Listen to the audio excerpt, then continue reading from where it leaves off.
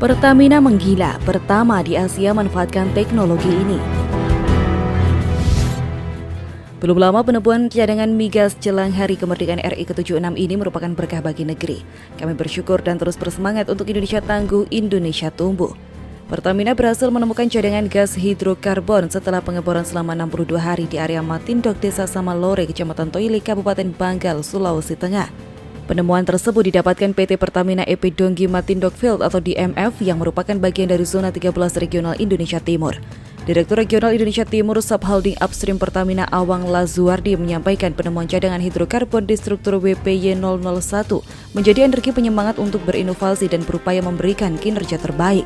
Minyak dan gas bumi itu akan habis jika tidak ada penemuan cadangan baru. Umur cadangan minyak bumi diperkirakan akan habis 9,5 tahun dan gas bumi akan habis 19,9 tahun dengan asumsi tidak ada penemuan cadangan baru dan tingkat produksi minyak bumi pada level 700.000 BOPD dan gas bumi 6 BSCFD. Cadangan minyak bumi nasional 4,17 miliar barel, sementara yang terbukti atau proven sebanyak 2,44 miliar barel, sementara cadangan gas bumi 62,4 triliun kaki kubik. Lalu cadangan gas bumi yang terbukti 43,6 triliun kaki kubik. Satuan Kerja Khusus Pelaksana Kegiatan Usaha Hulu Minyak dan Gas Bumi atau SKK Migas dan Pertamina Hulu Energi atau PHE Jambi Merang akan melakukan survei geofisika di cekungan Bintuni dan Salawati, Papua Barat. Dalam langkah ini, PHE memanfaatkan teknologi Enhanced Fault Tensor Gradiometry. Survei ini dilakukan di sepanjang 23.000 km dan mencakup area seluas 45.000 km persegi. Adapun kegiatan dijadwalkan akan dimulai pada 12 Oktober 2021. Diketahui tim teknis pelaksana teknis survei geofisika telah melaksanakan inspeksi keandalan dan peralatan fasilitas pesawat survei di Bandara Pondok Cabe, Banten pada Senin 4 Oktober. Ketua tim teknis pelaksana teknis survei geofisika dan selaku Vice President New Venture Subholding Upstream Pertamina berkomitmen melakukan kegiatan eksplorasi baik di area existing maupun area frontier atau new venture dalam rangka mencari potensi cadangan hidrokarbon baru. Selain cekungan Bintuni Salawati, saat ini PHI juga sedang melakukan survei FTG terbesar di Indonesia di cekungan frontier lain di Papua dengan panjang lebih dari 31.000 km dan mencakup area seluas 60.000 km persegi yang progresnya sudah mencapai lebih dari 50% bekerja sama dengan Rubotori Indonesia dan Belgio Space. Kontraktor kontrak kerjasama atau 3KS PHE bekerja sama dengan PT Mahakarya Geosurvey dan berkolaborasi dengan Austin Bridgeport. Survei ini menggunakan pesawat survei D3 turboprop yang dimodifikasi dan dilengkapi serangkaian teknologi termasuk EFTG dengan gravimeter skalar terintegrasi, magnetometer dan sistem LIDAR FUX1LR. Data LIDAR yang mempunyai sudut sapuan 180 derajat ini akan menyediakan data yang akurat untuk keperluan koreksi medan data gravitasi, pemetaan fitur geologi permukaan, dan menyediakan tambahan informasi dalam merencanakan kegiatan eksplorasi. Sementara itu, CEO Austin Bridgeport, Mark Davis, yang juga hadir pada pelaksanaan inspeksi peralatan mengatakan, survei ini adalah yang pertama dilakukan di Indonesia bahkan Asia. Komitmen kegiatan eksplorasi dengan sungguh-sungguh dilaksanakan oleh SKK Migas bersama 3KS. Hal ini merupakan bentuk realisasi dari salah satu long-term plan SKK Migas untuk mendukung visi produksi nasional di 2030, yakni memaksimalkan kegiatan eksplorasi.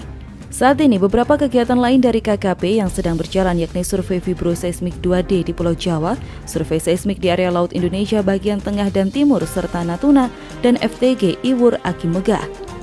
Ada juga program yang sudah selesai yakni survei seismik 2D sepanjang 31.908 km persegi yang telah dilaksanakan tahun 2019. Saat ini pun sedang dikaji datanya sebelum diserahkan kepada pemerintah. Direktur Eksplorasi Subholding Upstream Pertamina Medi Kurniawan juga pada kesempatan terpisah menyampaikan dengan penerapan teknologi terbaru dalam melakukan kegiatan eksplorasi di Pertamina termasuk EFTG, pihaknya berharap akan mendapatkan data akurat yang dapat memperbesar peluang untuk mendapatkan giant discovery cadangan migas ke depannya. Bukti ketegasan Jokowi, Indonesia siap mengambil alih presidensi B20 2022. Indonesia resmi memangku presidensi Business 20 atau B20 untuk periode tahun 2022 dengan menerima estafet presidensi B20 dari Italia pada B20 Summit yang diselenggarakan pada 7 hingga 8 Oktober 2021 di Roma, Italia. B20 adalah sebuah forum dialog global yang terdiri dari para pebisnis dunia, khususnya pebisnis dari negara-negara G20.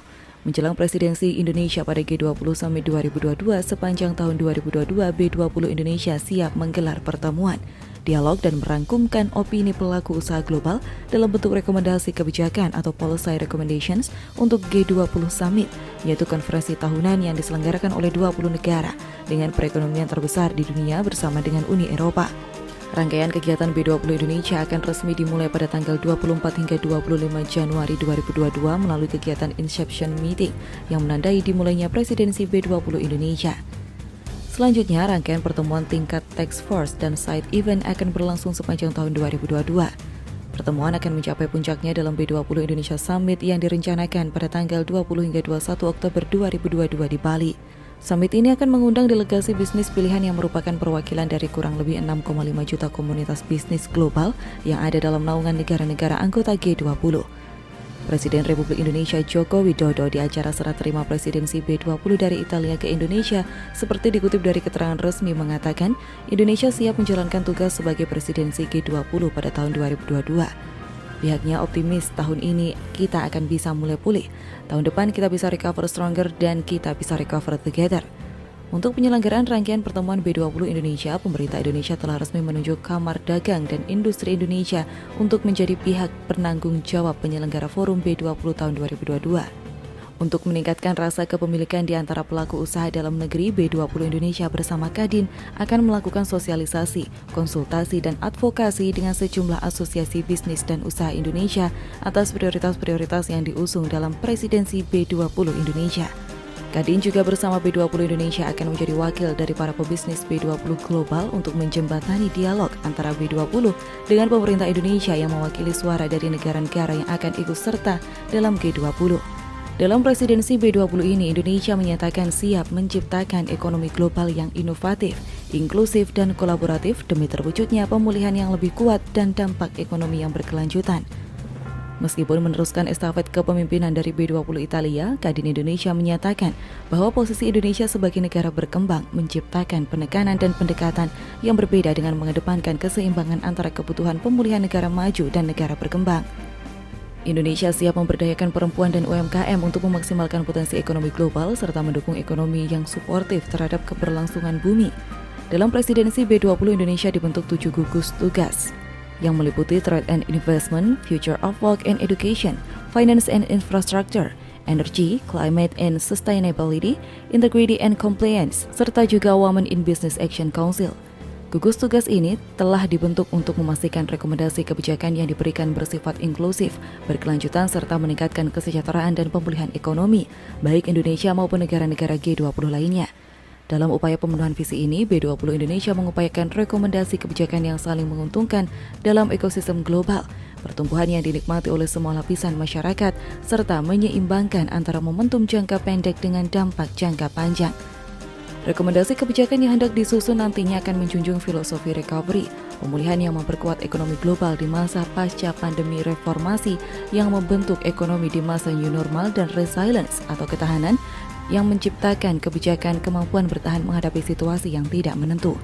Selain itu, presidensi B20 juga memberikan momentum bagi Indonesia untuk menampilkan langkah-langkah reformasi struktural di tengah pandemi, seperti terbitnya UU Cipta Kerja dan Indonesia Investment Authority, sehingga pada gilirannya akan meningkatkan confidence investor global, membantu percepatan pemulihan ekonomi dan mendorong kemitraan ekonomi pada tingkat global yang saling menguntungkan.